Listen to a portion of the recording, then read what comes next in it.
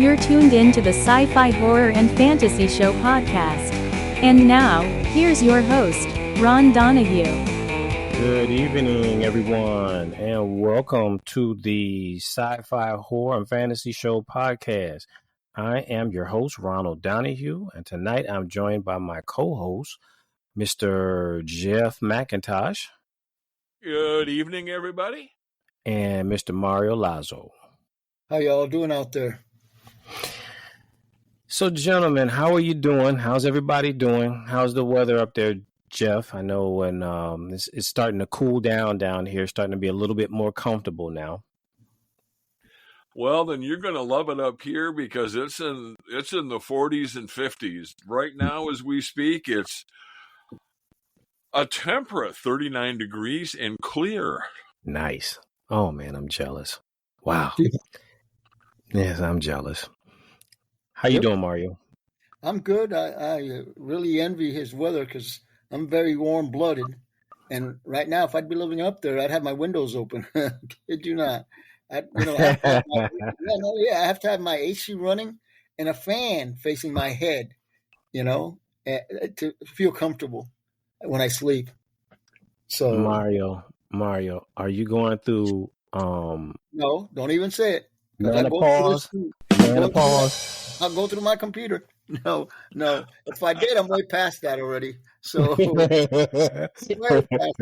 And as you know, the older you get, the more chills you get. So I guess I'm doing the reverse. I'll tell you, gentlemen, it used to be I could go through a supermarket in the frozen food section, and it was great. And now I hit the frozen foods, and I go, "Jeez, I'm cold." Yeah. Let's get our juice and pizza, and get over to cornflakes or something. All right, gentlemen. Well, let's start off tonight. The Deadline has written an article stating that comic book writer and creator Brian Vaughan, he's well known for a comic book series called Saga. Now, I know what it is. I've seen the books before. I've never read it. It's a space opera fantasy series, 69 issues. It first came out back in 2012 to the present. There was a hiatus between 2018 and 2022, but I know it's like tons of fans read that. I've never read it again, like I say, but I know a lot of people really love that series. He has been selected to pen the script for a reboot of the sci-fi classic, 1950 sci-fi classic, Forbidden Planet. He'll be writing it, and it's going to be produced by producer Emma Watts for Warner Brothers. Now, I'm not surprised. Honestly, let me take that back.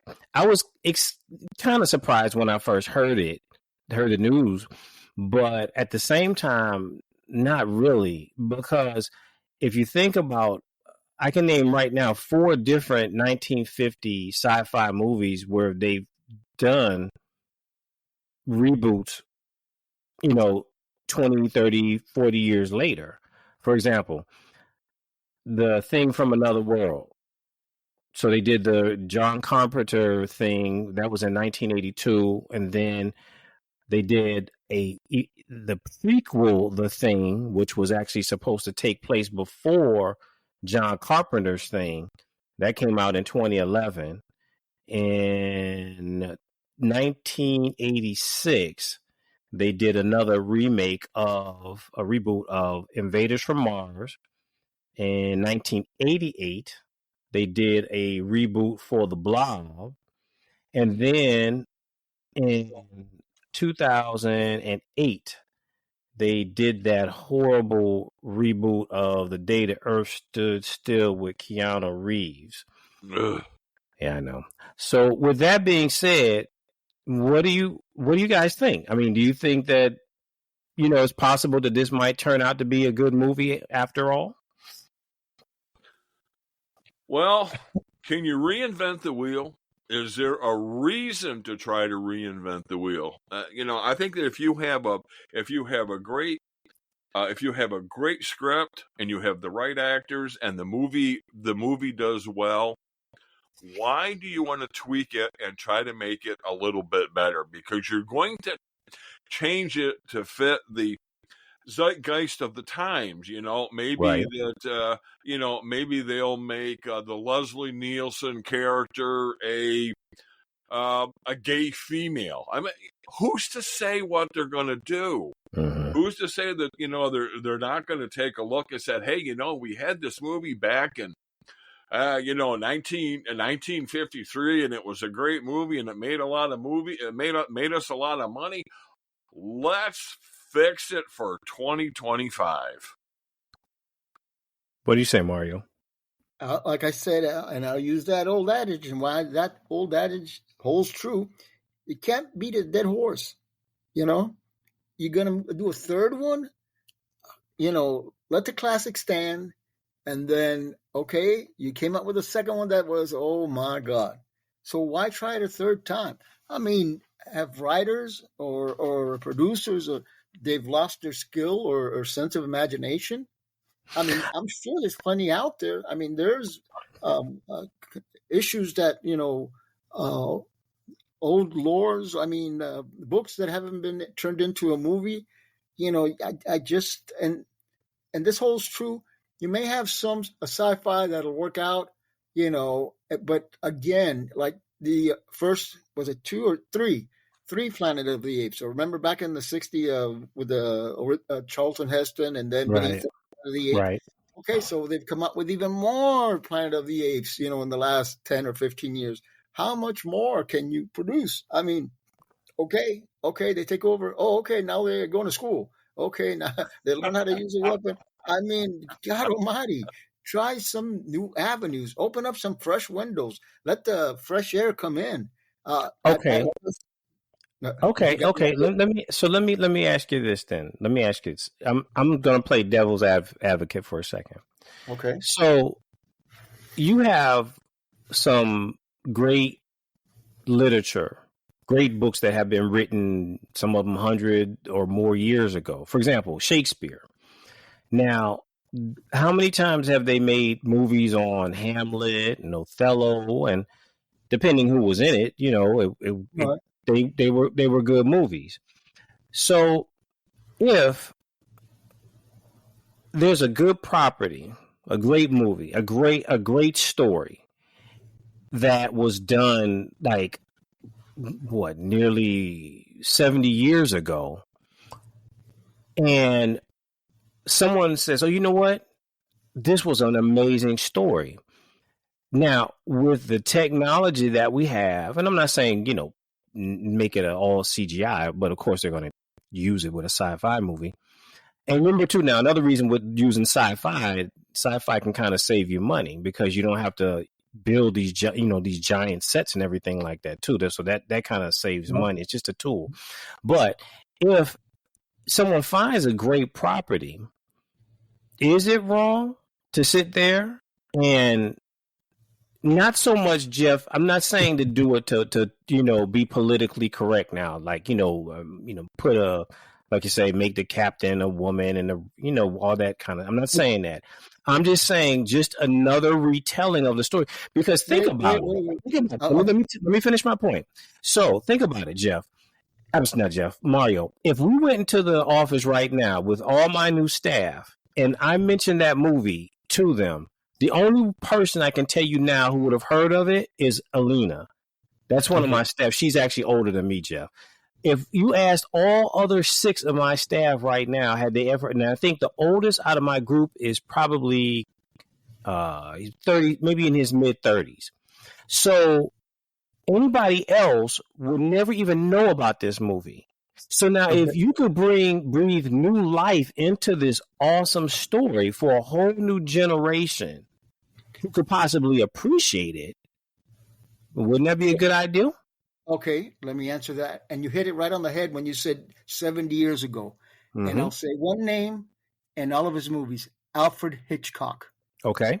All his movies are classics, and nobody has tried to recreate them or reproduce them or CGI.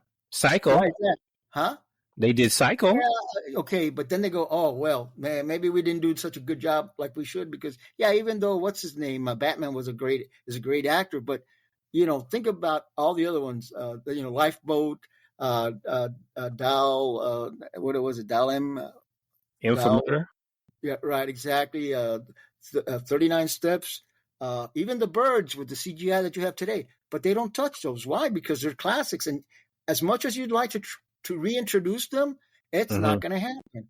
Why is that? Why are those held in such a standard other than the one you said, Psycho, haven't been reproduced?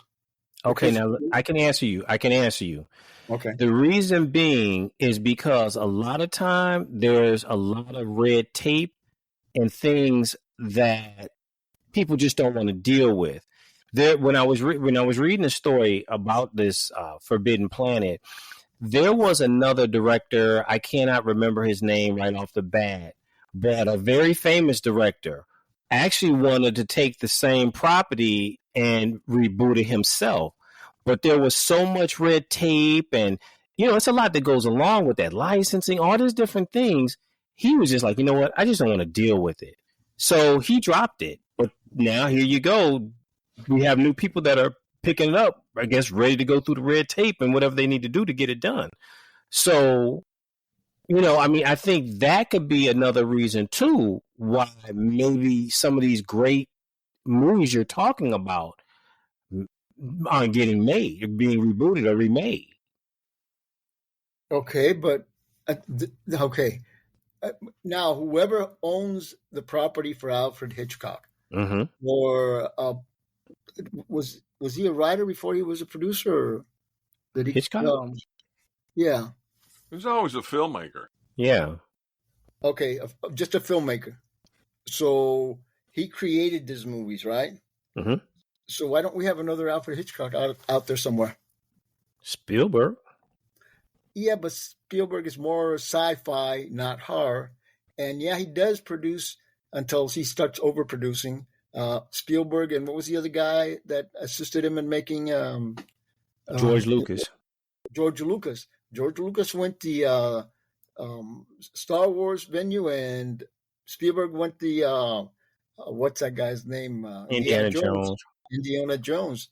So they took their individual roads.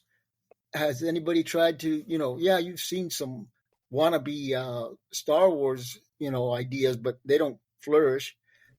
Same as, the Indiana Jones series, they've created 4, they had a TV series or 2 different TV series. So, but apart from that, that classic Saturday morning, theater movies that they created back in the 30s, and they recreated them with Spielberg and Lucas.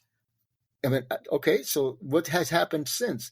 I'm waiting for somebody to start, redoing those films, or the Indiana Jones series, but I don't think it's going to happen, because number one, he's still alive and he's got the rights to all that, and he's never going to surrender that. So we don't, like I said, we don't have fresh blood out there that can think of these things and create them, or that magic. Like Walt Disney had that magic back in the 20s and 30s, and then he had the group that works, his brother, the salesman, that had great knowledge and ideas, but it seems like the ideas and the knowledge isn't coming out to just specific like Marvel. That was great. My God, how many movies haven't they created?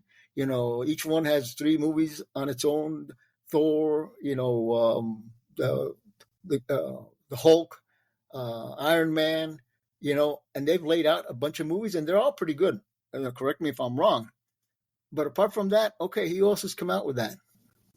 Well, and so you want to, like you said, recreate the wheel with that one movie, the whatever it is, the sci-fi one, Forbidden Planet. Forbidden Planet. I mean, how many else are out there? I don't know. Go ahead, Jeff. Jeff, you were saying something? Oh, I was just kind of wool gathering. Well, I think that you both had valid points, and I want to toss something out into the mix as to what Mario said about new generation of filmmakers. I can remember when Spielberg was the new It. Right. He was an up and coming director. Yeah. But I think that there are directors in every generation or so that are outliers, that they are just so far out in advance of what anybody else is doing that all the other directors are just kind of scratching their heads and saying, "Huh? What? he wants to do what?" I mean, and it would be great if you could find the next Spielberg or the next Hitchcock or the next Robert Wise, but how practical is that going to be? How easy is it going to be to find that person that has gone to film school or doesn't feel that they need film school because they're already, more creative? I think a lot of directors are, they're just given a script and said, hey, we're going to authorize $75 million. It's going to be a 30-day shoot. Here's your stuff. Go, go, go. Make me a blockbuster and make the board of directors happy. I understand. Here, I'll give you another one. Mario Puzo, the Godfather. The third one, but the first one, it had moving parts. The mob wasn't going to let him show it. They showed it to the mob first, and see if they were impressed by it. Oh, and by the way, you remember the scene with the horse head? Yeah. They used the real horse head. Yeah, that's true. Yeah, I heard that. Yeah. So, from a dog food company. So, yeah, and can they have expanded? Yeah, they've tried to make a couple of movies, but they've only touched the surface on that. Remember the TV series Wise Guy? Yes, yes. And then a couple other, one movie or two here or there. Matter of fact, Charles Bronson made one, but there really hasn't been, that type of a movie. And like, Jeff said, maybe it's that there are no more, of that style or outlier of a producer or a writer that I don't know. Maybe it's that from the schools that they go to that, everything is focused on CGI and the easier money may be there and graphic design, but how is school like Juilliard's and all those other schools for acting, producing, students and making them have that magical touch, we can go through a list of movies and try to recreate them, but number one, which one's going to be successful or a failure? We don't know.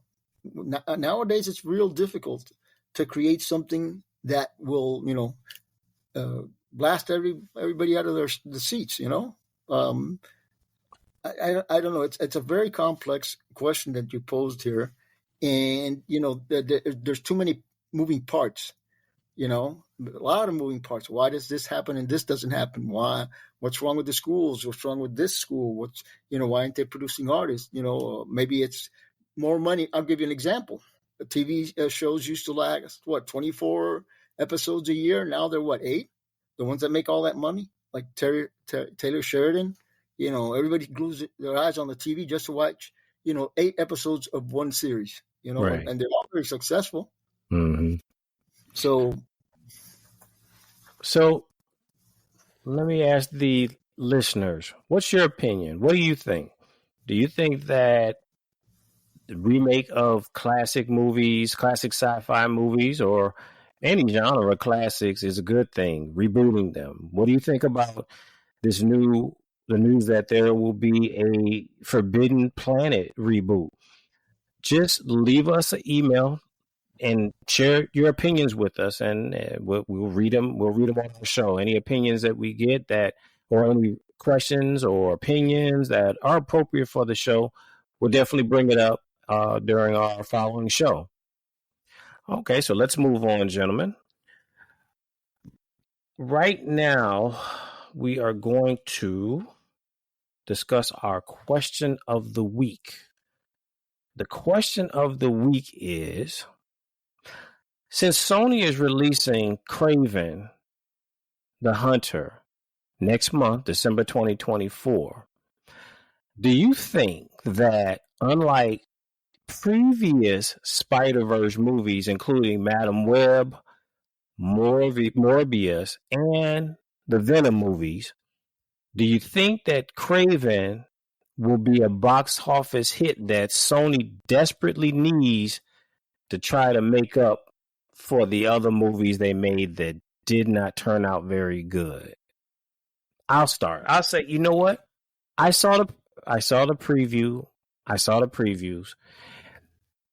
It looks a lot more gritty and very violent, bit more different. I mean, I know that the Venom movies had, violence in them or what have you, but I honestly think it might turn out good. It might be a good movie. Now, I'm not saying this is going to be like one of the Marvels or one of the Deadpools. And remember, we're talking again, this is Sony Studios who's making movies with Marvel characters. This is not Marvel Studios. This is not Disney. This is Sony. I don't think it's going to be $1 billion movie. I don't even think it's going to make, 500 million at the box office. But I do think it's possible that this might be a decent turning point for the company if the movie does turn out good. I mean, like I say, it looks good. The previews look good. And the character, there's always a change between characters on comic pages and when they put them on film. To a certain degree, they're different. But from what I've seen so far, it looks decent. What do you say, Jeff? What do you think? Well, Kraven the Hunter has been a Spider-Man villain since '64, and last time I knew, Kraven had cancer or he decided to commit suicide. Anyway, Kraven the Hunter, last I knew, was dead. But in comics, death isn't absolute. They can bring you back at any time. Absolutely. Yeah. I kind of see Kraven and Morbius and a lot of these. I'm going to call them like second tier characters, as they bring them on, they strut on the stage, and then they make way for maybe somebody better. They're what I'm trying to say is they're niche villains. They have a particular spot. Are they going to be a top rank villain for the hero? Well, maybe not. Do I think Kraven has got the legs to go the distance to be a really popular movie? Well, probably not, because I don't know that he's that popular a character. Let me come from this direction then. Because remember, a lot of these different movies. Marvel movies. Some people have never, they don't know all these different comic book people. I think if you ask the majority of the people in the country, name me a couple of superheroes, they're going to say Batman and Superman. They're not even talking about Marvel characters. But I think that if the movie looks good, like, for example, Guardians of the Galaxy, honestly, I had never heard of them before. before I saw the commercials. I never heard. It was a comic property, but I never knew anything. I never read the books or anything like that. And those movies were like fantastic. So I'm not sure so much because they might not have heard. Because put it like this: when we were talking the other week, I think last week, when we were talking about Penguin, the TV series. If a person watching that didn't know anything about Batman or DC Comics, that show is just like a gangster mafia show. Batman is not even in the equation because we're just dealing with the underbelly of crime lords and crime people in Gotham City. So if the movie just happens to be good, a well-written, good script, good actors and everything, isn't it possible to get a good draw at the box office without people having to know that, oh, this is a major Spider-Man character or minor character? Well, they're going to have it already. They're going to have a following. What's his name? Tom Hardy said he's done with Venom. So Kraven comes along at about the same time that the last Venom movie, number 3. So you're going to have some fans going, okay, so now we're going to wait. Oh, wait, Kraven's coming out. So you're going to get that fan base to go see it, you know? Uh-huh. And maybe they'll follow the Kraven character or that actor because, you know, Tom Hardy had a particular personality and people like him and they follow him, even in the Venom series. So if Kraven comes out and Sony does a good job in, you know, gathering that group, they'll have a good turnout, you know, and maybe even amplify it because, you know, it's Tom Hardy, and Tom Hardy fans will see him, and you know, follow another character because he's no longer Venom. So at least they'll have that draw, you know, and it's the darker side, you know, like not the flashy Marvel, you know, Captain America, but it's a darker one. So yeah, you'll have a fan base out of that. Well, but maybe also, you know, I had remember reading an article on Martin Scorsese, I believe it was, who said that really, in his opinion, the Marvel movies weren't movies. So are we getting to a point as moviegoers where we're just kind of saying, another Marvel movie, another DC movie, there's another Batman, there's another Superman, there's another Flash. You know, what are you going to do that we haven't already seen? You know, let's go watch one of the Hallmark Christmas movies. I think, to be honest with you, though, I think that superhero movies are just another genre that they found makes a lot of money. You can make a lot. They've made billions of dollars off of these characters that they own. So, I mean, granted, I think Quentin Tarantino said something similar, the same thing about comic book movies or what have you, and hey, that's fine, whatever, you know. I just think that you're always going to find a market for these different genres. You have some people who love horror movies, some people don't. You have some people love rom-coms, some people don't.